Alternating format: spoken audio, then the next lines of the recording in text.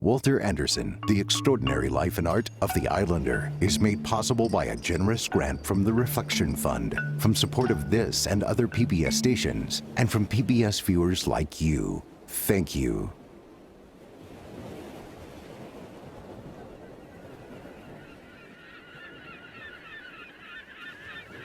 The artist knows that for him to be successful, art and nature must become one.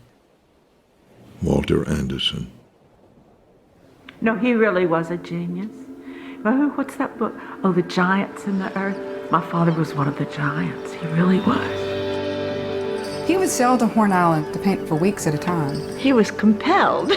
Walter Anderson loved life. That led him to want to become an artist. Creative energy wants to come out this way, this way, this way, this way. I knew that Daddy was not conforming to anybody's expectations by living under a boat on Horn Island or riding his bicycle around all over the country.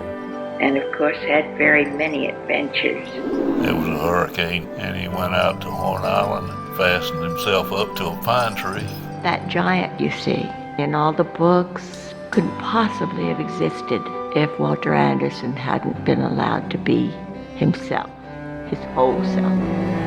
I'm forever grateful that Walter Anderson followed his angels and gave us this massive body of work. I think that he went a little bit over the edge a couple of times, but he kept getting the work done, you know. He kept going out to Horn Island and laying under that boat and fighting those mosquitoes and making those watercolors. Oh God, these paintings are amazing.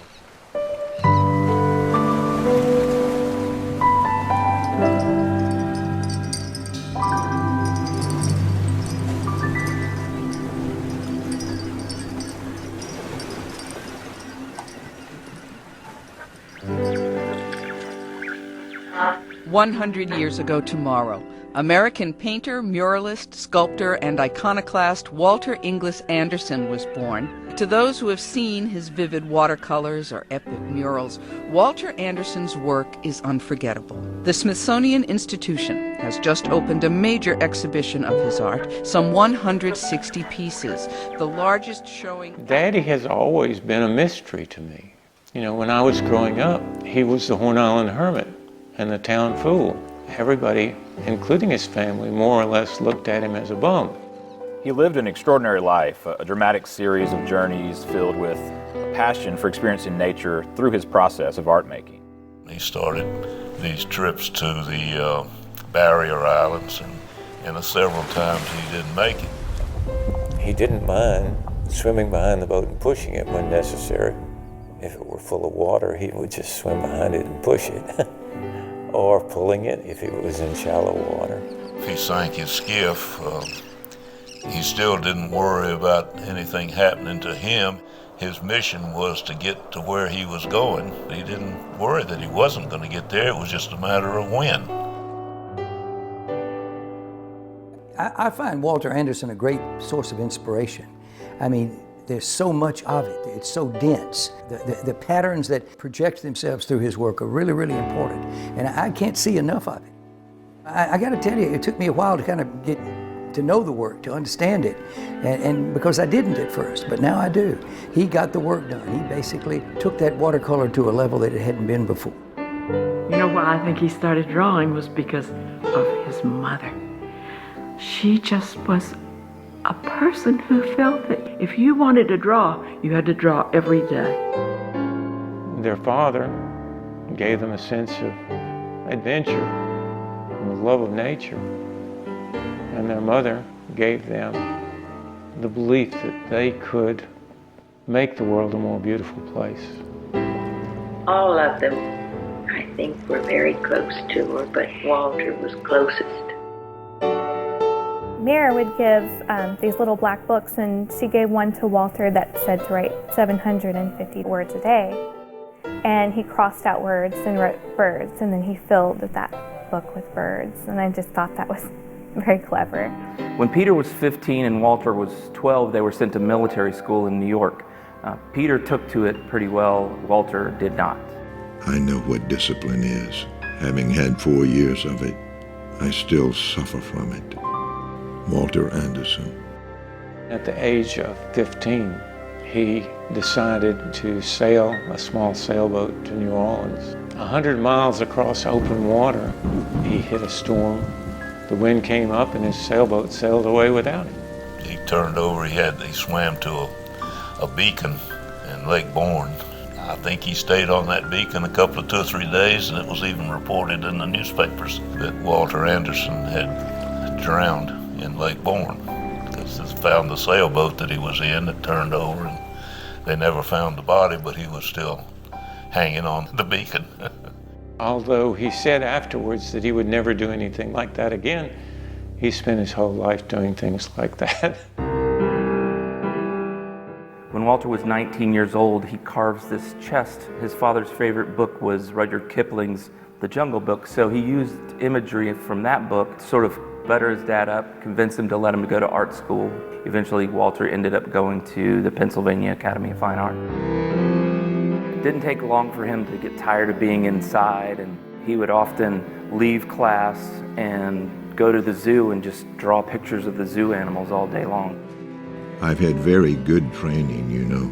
I think few people are better qualified to paint the appearance of things than I. Yet, that is not really what I want. The heart is the thing that counts. The mingling of my heart with the heart of the wild bird to become one with the thing I see. With all of the drawings that he did at the zoo, he was able to get a Crescent Fellowship and go study in France. He did go to the cathedrals, but he did not go to museums very much. He mainly went to the caves. He did go in the caves and he did see those things, and I think he was deeply, deeply impressed by them. I love that piece of pottery. It is like the cave paintings. The horses do run, they move like the cave paintings.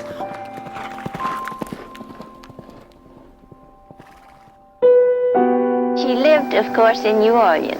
She wanted to go to different places and see different things and have new experiences. And so one day she took the coast train, came out to Ocean Springs, and she said, "Is there any property for sale around here?" And she bought it just like that, immediately. And Peter and Daddy and Mac developed the Shearwater pottery.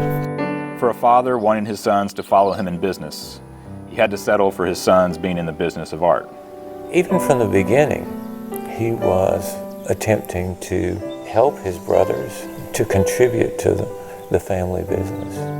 The old Biloxi potter, George Orr, died about that time. His family had his wheel for sale, his old kick wheel, and Peter was able to buy it. 3 sons, Peter, Walter, and James McConnell, built and developed the pottery business that retained much of the 1900 charm even today. Shearwater pottery exists today much in the same manner it existed 50 years or more. The buildings, the original pieces of pottery, the equipment, and the Andersons are Shearwater pottery. When I started pottery, I didn't really know where it would wind up. I didn't know whether it had a future or not. One of the most interesting things about Walter Anderson's work is the way it would carve intricate designs, and he would make an altogether new thing. It was this collaboration that was happening between the brothers, but Anderson's line work set these apart. Walter wouldn't just get a pot from Peter and start drawing on it. He would make drawings and paintings of his designs first, and so they were carefully thought out, and his compositions were created specifically to go with a certain pot or a certain plate or cup or bowl. And there's something magical about where that pottery is located, you know, sitting on the harbor overlooking the water. Something about that place takes you back in time. The Shearwater existence was kind of a fairy tale that was populated by larger-than-life heroic figures. They were all very extraordinary people. Shearwater was like our own little private Camelot.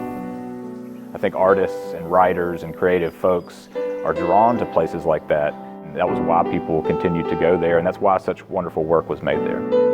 But we went to the showroom, and we were absolutely flabbergasted. It was so beautiful. We had no idea there was anything like that. My mother had gone to Radcliffe, and Pat and her mother drove over to Shearwater looking for something to send her for her room at Radcliffe. They bought that bowl for my mother and sent it to her, and she loved it. And Pat met Peter, and she just thought Peter was a dream of a man, just wonderful. Peter is courting Pat, and so Walter comes along with him to meet these lovely Grinstead sisters. I remember very well when I met him. Something sparked between us right away. He was immediately enamored with her. And when she went back to Radcliffe, he wrote her love letters every day. Dearest Sissy, I am dying of thirst if I don't see you soon. He really pursued her until finally she agreed to go out with him, if only he would stop sending all those letters. I did definitely think that he was a genius. I remember feeling, well, here's a real artist.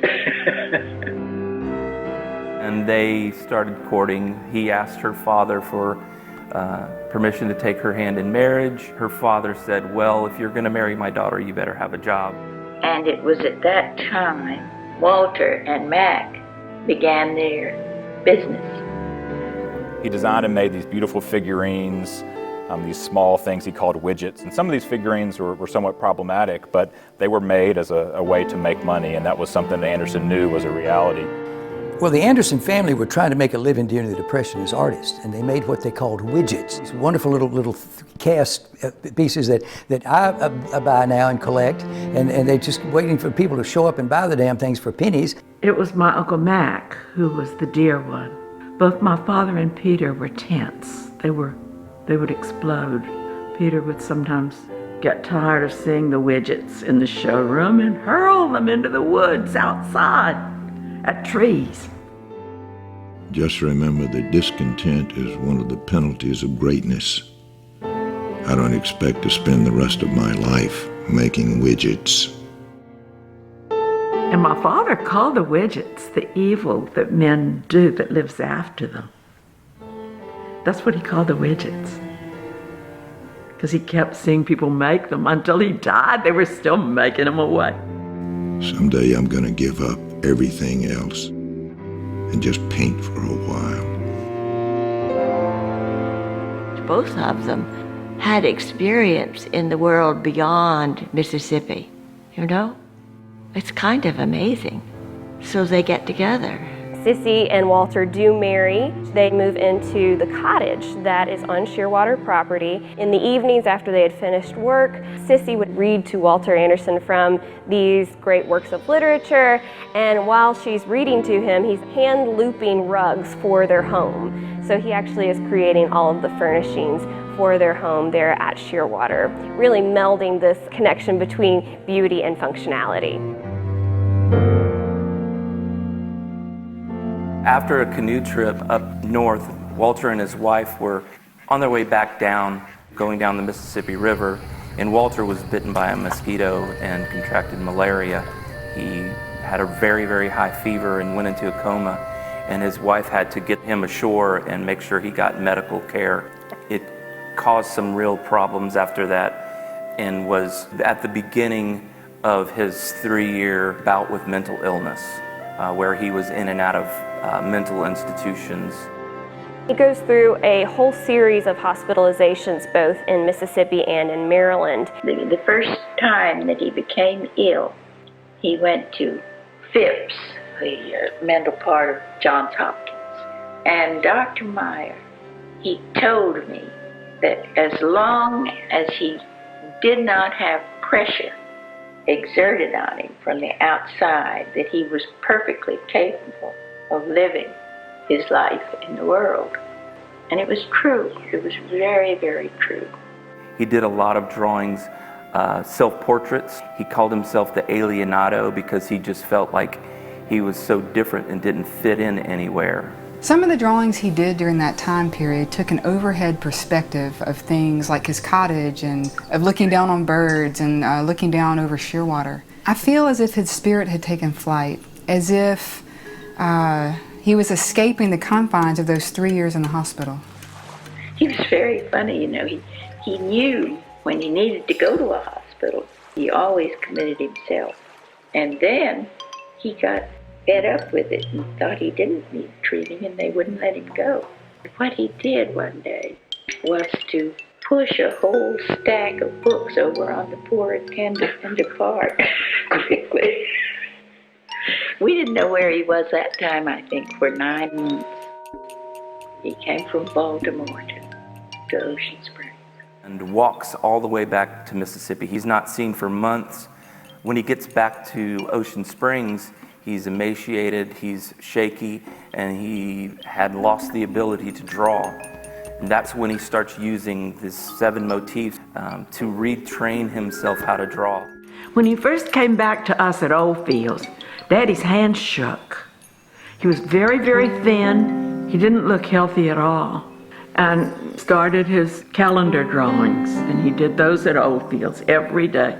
He did them for almost 3 years. The years when he lived at Oldfields from 1940 to 1946, he was experiencing art.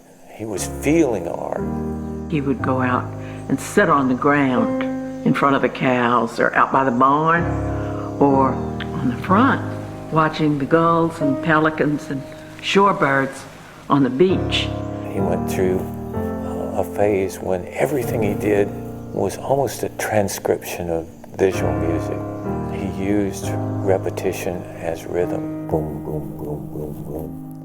There is a sensation of music, as if the leaves were notes and the accompaniment of sound changes with the color of the leaves. And it was wonderful. He didn't mind a bit if you came and sat by him and watched. As long as you didn't spill the ink or talk. He couldn't talk. He creates an incredible amount of artwork for the children. Illustrations from books that he would read, wood carvings, puppets that he made out of wood, and he would put on puppet shows. It was fascinating to watch him draw because he did it very rapidly. And it was like the animal was going across the page. And that's when he does the bulk of his linoleum block prints there at Oldfields. A lot of them he carved in the attic of Oldfields to make use of the heat because it softened up the linoleum some. His block prints that were pioneering, preceding Picasso's large-scale linoleum blocks. He created these, on the back of discontinued wallpaper, sold them for $1 a foot for people who didn't have a lot of money but who had an appetite for beauty. His block prints were put on fabric so that all the tables in Shearwater when I was growing up had runners that were Walter Anderson decorated fabrics. We learned at an early age that if we saw Daddy and he was not painting us, that his saying to us was, "Go away." Now, if he was drawing us, it was, "Be still," and let me finish the drawing. I have a book, The Philosophical and Spiritual Search, and it's astonishing to me that he gave me that book when I was a small child. He gave me Mont Saint Michel and Chartres. He gave me Adolphe Best Magard, Method for Creative Design, and wrote in it, "Happy birthday from Bob," but the library card thing was still in it. He took it out of the library. We knew whenever he said, "Let's go," we had an adventure coming on. He was a very entertaining kind of person, It wasn't until later on that he was more to himself. There was a lot of tension between Walter and Sissy's father. That tension led to Walter moving back to Shearwater. It was at the end of that period that his work suddenly just became everything to him. It always had been, really, but he'd been fighting it, I think. Sissy and the children moved in with Walter's mother, Mare. Walter moved back into the cottage, and they were actually neighbors, but they didn't live together. And they never divorced. They lived separately, but they were still together in a way. It's not a traditional type marriage after this point. He had very, very beautiful manners. If he found out that a friend of his was ill or in trouble or anything like that, he would go to them immediately. Walter would go visit the family at their place, but no one would ever come over to his place. Here comes this silly fellow coming down the street, tipping his hat to the ladies and being very polite. I would cross to the other side of the street and turn and look the other way so as not to be noticed by him or not to be acknowledged by him. He didn't necessarily stay away from the family because he wanted to stay away from the family. It created an awkward situation for them, and they were even embarrassed for other people, their friends, to know that that was their father. They have tried to keep me from going where I could paint without them. So shall I go where I can paint without them? Or shall I go where I can paint only with them? Or shall I stay where I can paint partly with them and partly without them?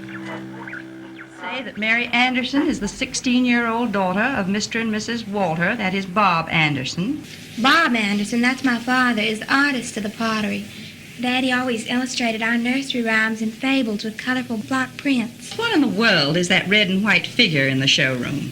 That's nothing but a crab. A crab? Good gracious. It looks just like one. Of course, it's sort of a gay crab. Has a few extra legs and some flowers on its back. So Walter Anderson did not paint for fame, and he had opportunities in his lifetime to show at the Brooklyn Museum, an exhibition there. So he was supposed to be going to a big show in Brooklyn that featured his art. His Aunt Daisy died and left him $2,000. They were going to take him to New York to become this rich, famous artist. But he'd inherited a little money, and he shipped all of his block prints to New York. And when his family came to pick him up from the cottage, there was a little note that said, "Gone to China." Daddy was very strongly attracted to China because he felt it was one of the oldest cultures. He was fascinated by Tibet. His goal was to walk all the way across war-torn China to Tibet to see the temple art. I mean, I can't even imagine the possibility of that. And he was having a wonderful time, I guess, until he got robbed.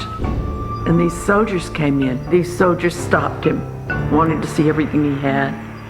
And so instead of staying in that town, which he had planned to do, he went out of town and went to sleep on the levee by the rice paddy.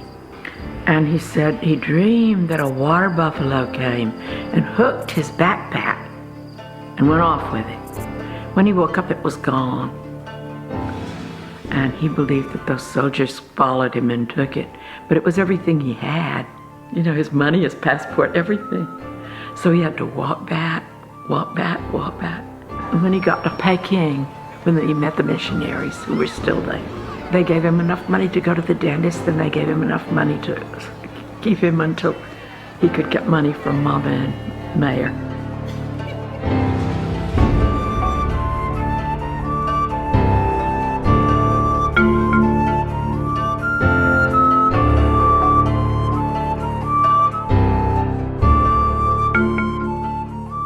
That was truly a whole new world for him, and that it opened up a part of himself that is visible in those strange, vibrant red lobsters and you know, all those extraordinary paintings that he did then, many of which were lost. I think it was an extraordinary experience for him, and both good and not so good, of course.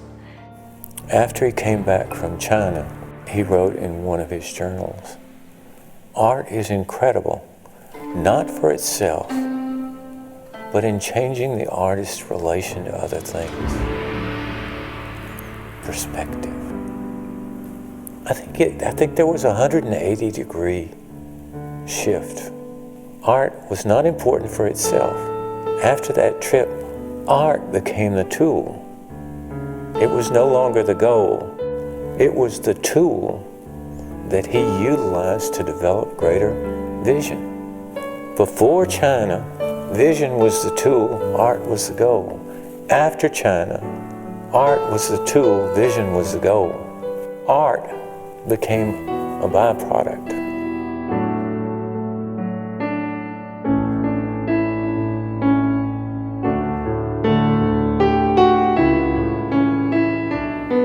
This kind of explains why all of his work after that period, almost all of it was done on typewriter paper. And it would end up on the floor or end up in a trash can. The art was a way of experiencing life, a way of enhancing the experience of life. Through art, he was attempting to develop that alternative perspective. He was attempting to develop a vision which would allow him to realize the beauty of humanity as fully as possible.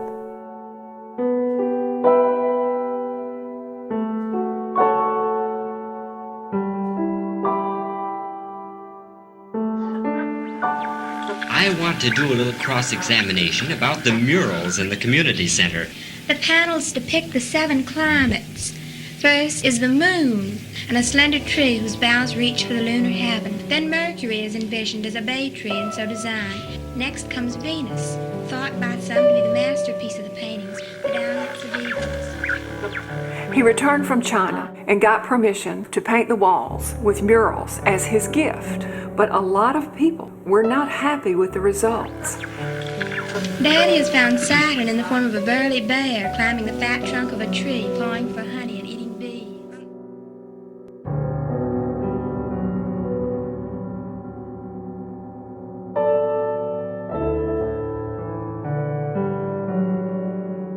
When Walter was in the community center painting the walls, it was starting to be used as a community center.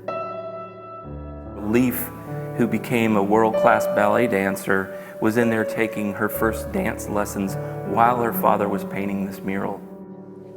She carries a child around the room, a child called Leafy, whose father left to create the art you admire. You know, there was no charge for painting the murals. Politics being what they are, he wasn't sure that one of the greatest creations he did, the next day might be painted over. I'm sure it bothered him. Sometimes I think I'm great. Sometimes I'm just a no-good bum. I realized the genius that he was, and I realized the problems that he had. He was really trying to find himself. I think he really did when he started these trips to the barrier islands, mostly Horn Island. I am continually arriving from some strange planet. Everything I see is new and strange. There is no precedent. All things exist in themselves, have an integrity of their own. The wind, the grass, and the little animals that move through the grass. We just saw him going by with his wheelbarrow when he was going to load the boat and go out to the island. Our mother made it seem a natural thing. He was an artist. He would row out to Horn Islands. There, it seems more than anywhere else, he found what he needed. The images he would turn into art.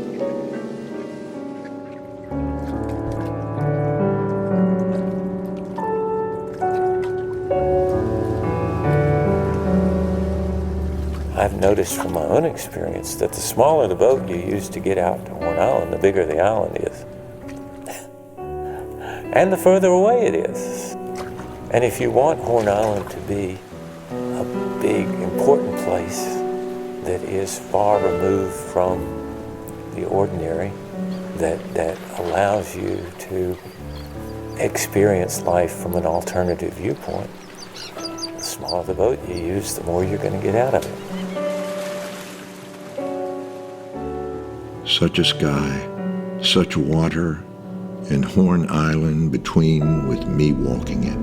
The back of Moby Dick, the white whale, the magic carpet surrounded by inhabited space. Strange, inhabited space. In a small boat, you feel the water. You feel the waves, the wind blows across your skin. you become very, very aware of nature. And you begin the transition from one reality to another. To realize, all part of the divine symphony, bird, wave, wind. Wind, wave, bird. He was very much alone on Horn Island most of the time, in the sense that there weren't people there. But he was one of the least lonely people that I've ever met.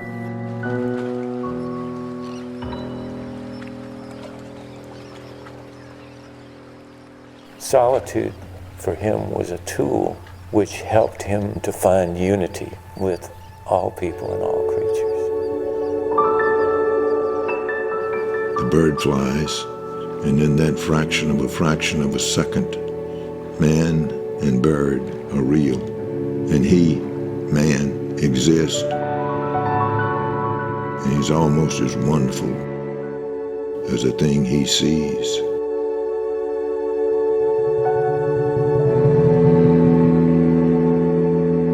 He took his skiff and he turned it over, usually on the island, pulled it up on the island, turned it over, and that was his house. He lived under that skiff on the beaches. He wasn't a person looking for comforts. he was looking to create his art, and did a pretty good job at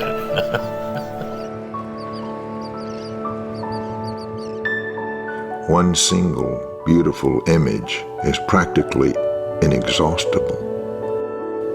Man is a wasteful fool.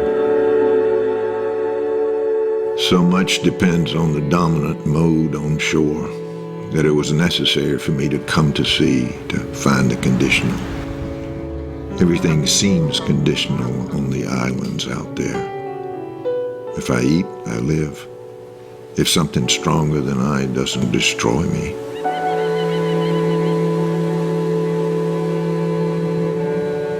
He writes in that quote that only celestial beings are allowed to visit there, and then he pauses and says, Providence made an exception in my case. I think it worked for everyone, probably. It was strange compared to what other children had in their family life, but it was sort of dependable.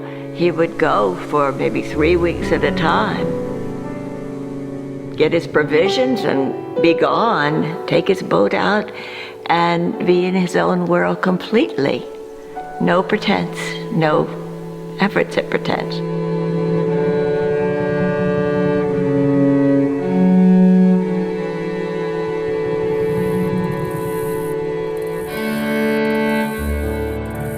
They asked what I was doing. Didn't I get lonely? I said I was drawing birds and hadn't been lonely yet. Daddy, in one of his journals, summarized what he was doing out on Horn Island. He wrote that in order to realize the beauty of man, we must realize our relation to nature. I think that in those 20 years that he was living in solitude on a wilderness island, he was attempting to realize his relation to nature so that he could realize the beauty of humanity. True art consists of spreading wide the intervals so that imagination may fill the space between the trees.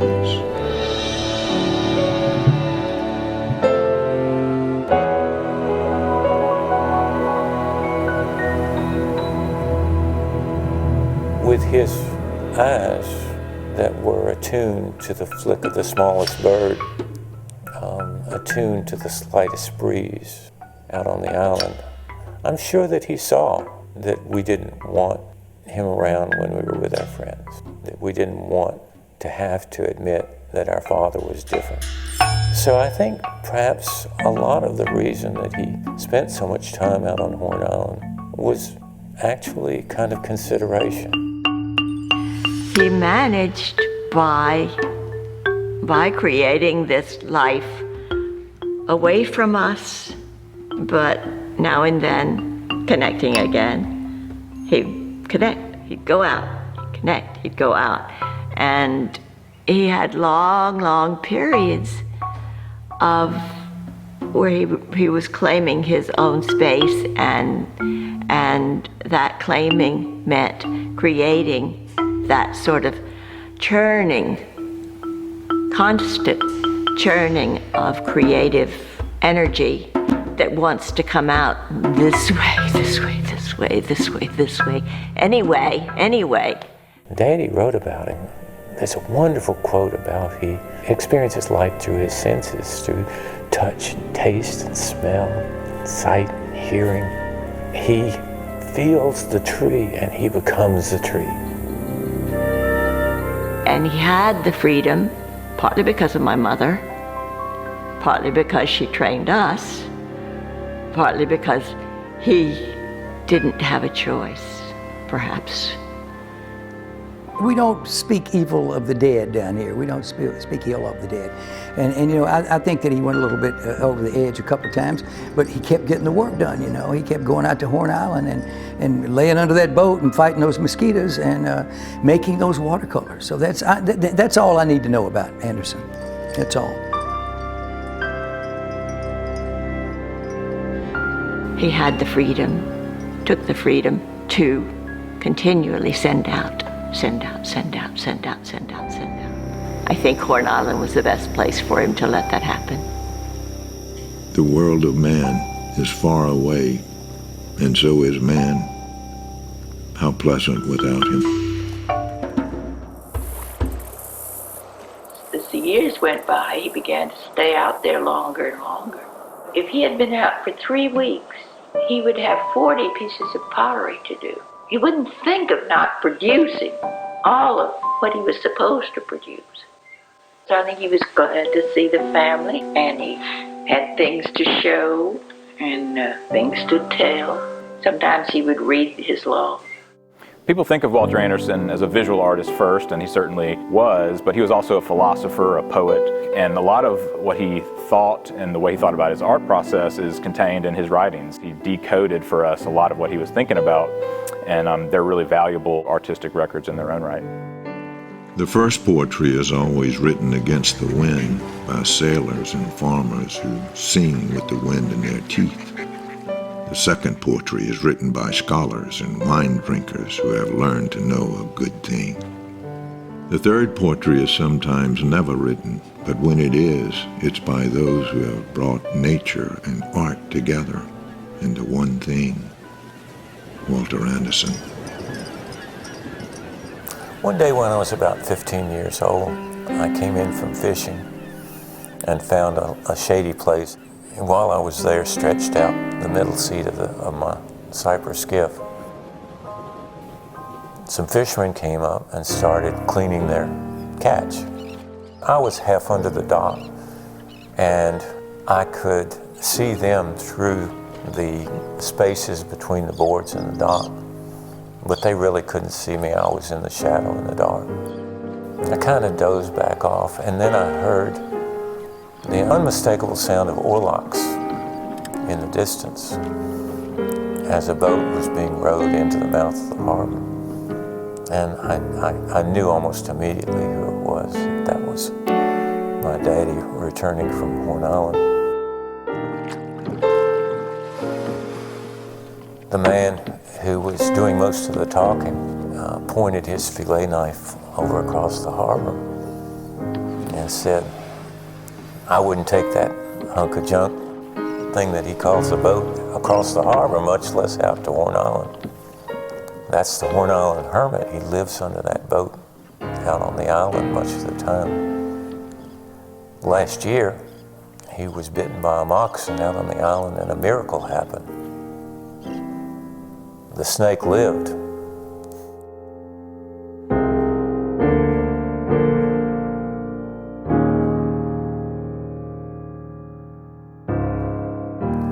To them, he was just the Horn Island hermit. I watched my father. Just before he left, he turned, faced across the harbor, looked me straight in the eyes and gave me a little wave. He had seen me there and knew exactly what was happening. He just wanted to let me know that it was all right.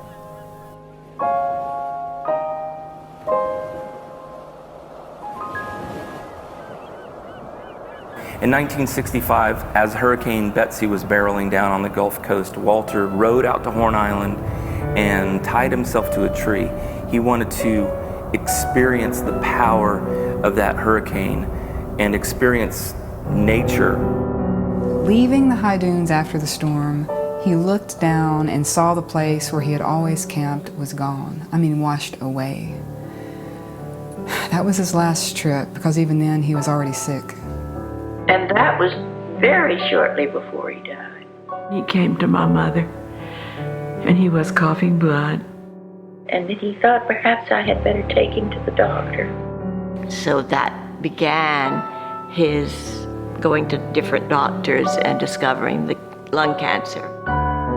He went to New Orleans, and that's where he died. We had a friend there, and he took over Daddy's care. He called his father and he said he wants red wine. And Dr. Frank Schmidt, our old doctor for a million years, said, well, prescribe red wine. So he did. Schmidt took good care of him, and he didn't die during the surgery for the cancer. He died of a heart failure afterward. I know Mama said, do you want to go over to Oxnard's with me? Take your daddy. And I said, no, I don't want to. And she said, that's okay. And anyway, so I didn't get to see him again after that. I should have gone. And you know what he said to my mother on the way to New Orleans? This, I think, is sort of important. But you know, my father stopped painting the community center before he considered it finished. And on the way to New Orleans, he said to my mother, I need to get back to finish the community center. But he never got back.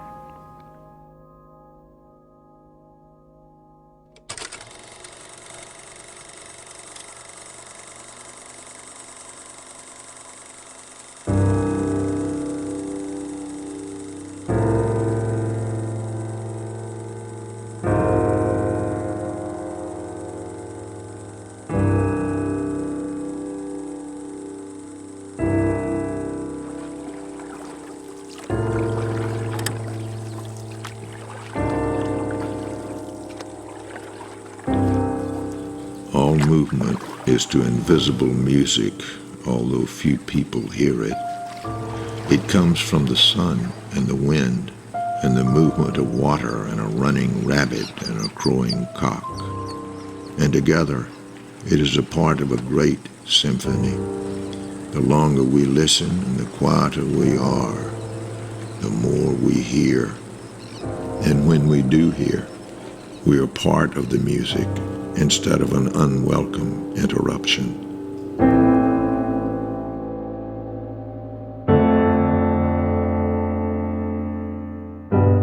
I understand my daddy today much more than I did when I was a lot younger. I had my own thing going, and Daddy was an embarrassment, but I understand that he was trying to find himself, and I think in the last couple of years he really did.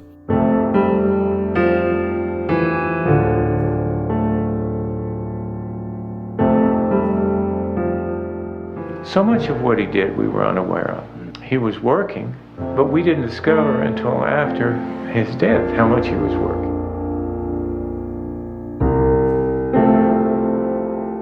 My child was born 2 weeks prior to my father's death. There was always a sense of the spiritual passing, you know, exchanging of worlds. Some walk on earth, others on water. Still others need clouds to walk on. We knew that it was painted because Mama would send us over with like a bowl of soup or some supper for him, maybe if she cooked something. And you could see through the window that the walls were painted, but you could not see the whole thing. I think he painted his own mural. And he did keep it locked. They couldn't find the key, so my Aunt Pat being very resourceful. She found a hammer, I think. Mama and Pat went into the little room alone. She said her sister looked up and saw the walls and said, "Creation at sunrise." So my mother was just delighted with that, and she called it Creation at Sunrise too.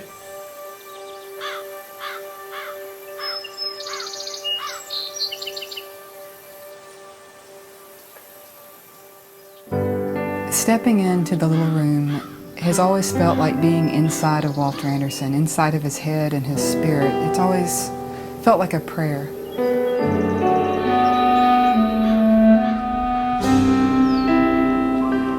And then we took another look around, and we saw that he was painting light in all its form. I think that the secret room was actually a portal that he was trying to create and sit in that little room and be instantly transported into heaven. Walter created work that was for everyone. His mother had taught him that if you surround yourself with beautiful things, you'll have a more beautiful life. And Walter believed that if you were an artist, it was your obligation to create things for people to be surrounded with. It's one of the reasons why he wanted to do murals. He did the block prints that he sold for $1 a foot, but he also felt that he deserved to keep some things to himself.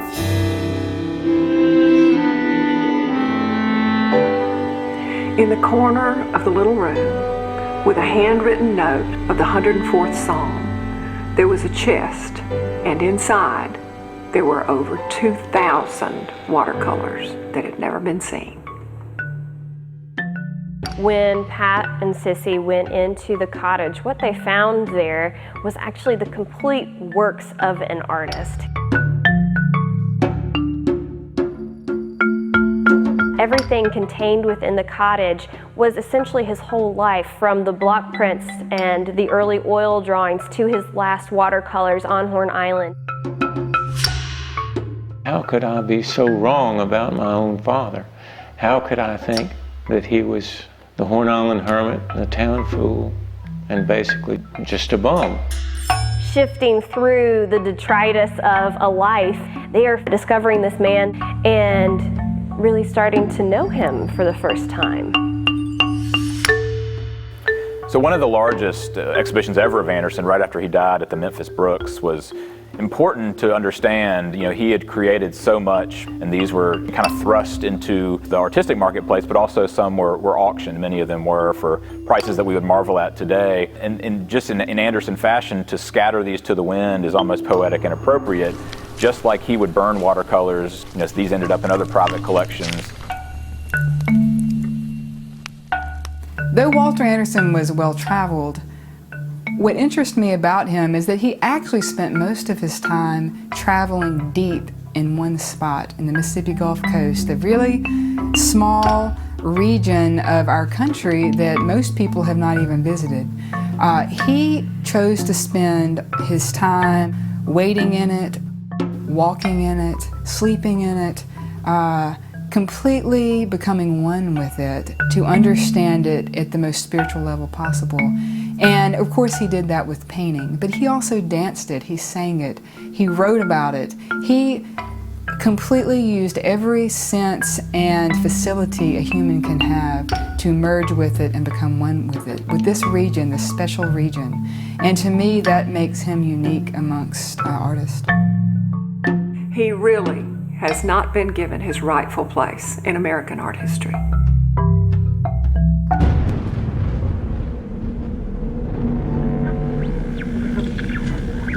Hurricane Katrina cut right through Shearwater. Katrina, sweeping away with her tide 15 buildings on the property and much of the family's private art collection. the great destroyer, on Shearwater, to come back and find nothing. Nothing. The water had been 6 feet up in the vault. What was in the vault? All of my father's work, the watercolors, the drawings, were all stored in the vault. What do you think you lost? Unfortunately, it was the majority of the collection. Well, almost everything we had went underwater. we moved on. And people dug in the stinky, stinky mud. They would come across the bottom of pots, the little round circle that would mean there's a pot. There was pottery and all kinds of wonderful things all over the woods and out in the marsh. There's a toy chest that he made for me, and we found pieces and bits and pieces here and there and put it back together. A friend of mine put it back. We found some of the parts and pieces over across the harbor, as far as about a quarter-mile away in the marsh. So people were able to bring things that they salvaged.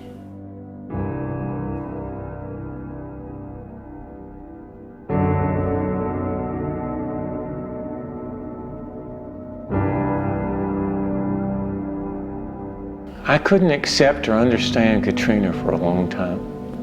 I felt that Daddy had a relationship with Providence, and I couldn't understand why Providence would come and take away all that had been given to Walter Anderson to share with other people. Yeah, intense.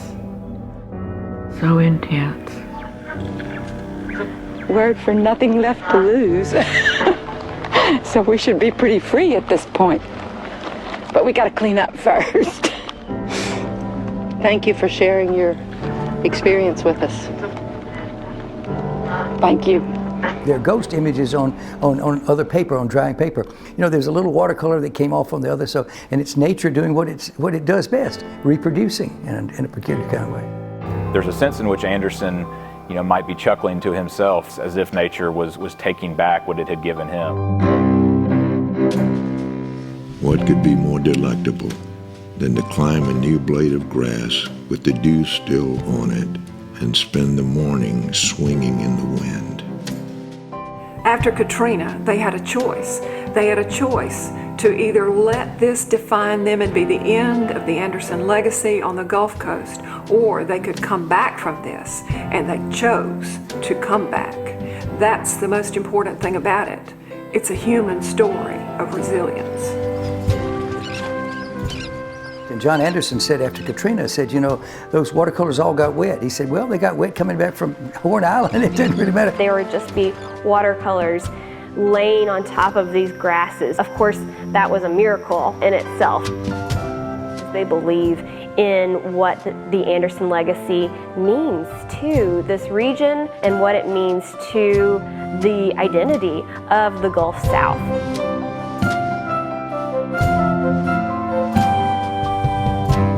Well, the Walter Anderson legacy is tied in with the whole Anderson family because they were all of a creative sort, you know, the dancers, the writers, the poets.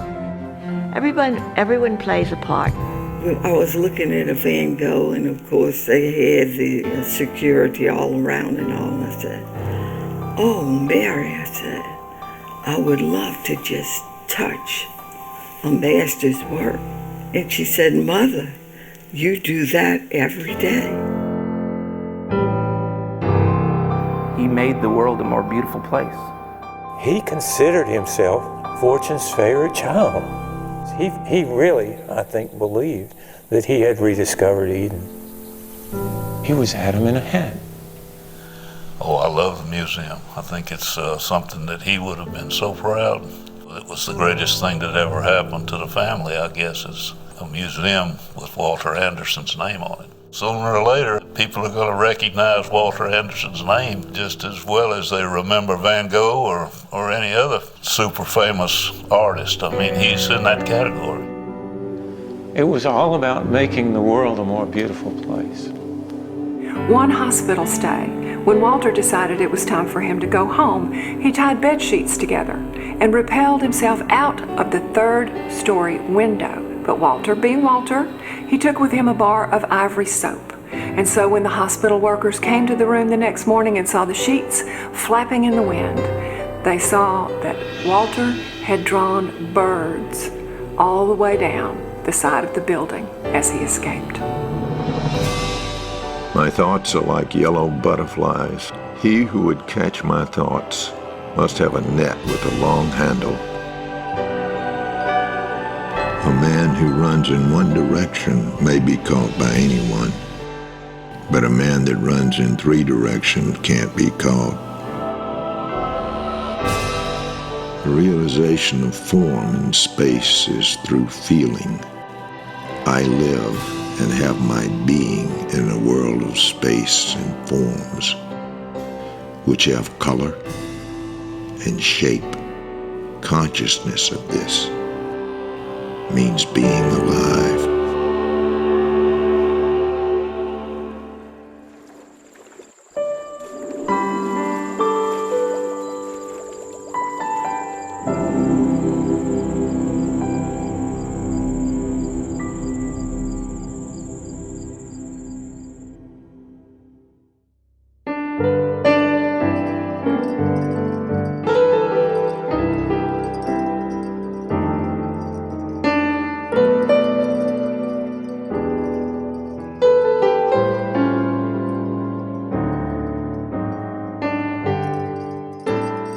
My mother, I remember overhearing her tell a friend of the family that her husband would have been a wonderful artist if he hadn't decided to be a beachcomber instead. That was before he died. And after he died, a few years after he died, I heard her tell somebody that the reason Walter Anderson was such a wonderful artist was because he had never forgotten to be a beachcomber as well. You'll cut this out, I'm sure. The herons are nesting in Billy's trees, and I keep seeing them fly by. Yeah, I think you've hit almost everything. You've had a pretty good, yeah, you did.